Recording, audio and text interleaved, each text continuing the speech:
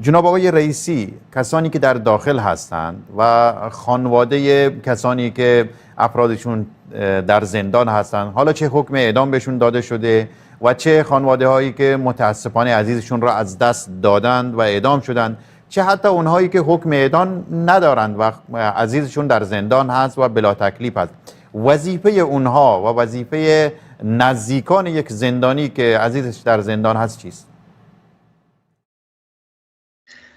ببینید، مسئله ای که ما همیشه توی بلوچستان باش مواجه بودیم این بوده که نیروهای امنیتی، حالا از اداره اطلاعات سپاه یا خود سپاه پاسداران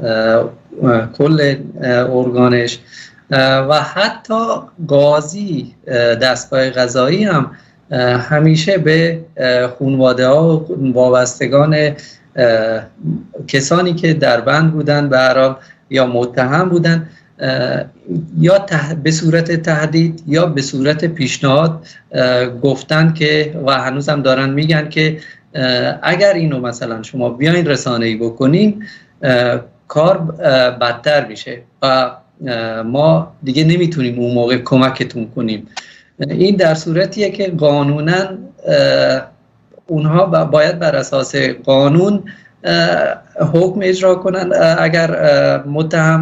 مجرم باشه و اگر به هر حال این حق رو ندارند که مانع از رسانه‌ای شدن، مانع از اینکه اطلاع رسانی بشه، این حق رو ندارن و از مردم من خواهش میکنم که به اینجور حرفا، به اینجور وعده های الکی که این مقامات میدن گوش نکنن.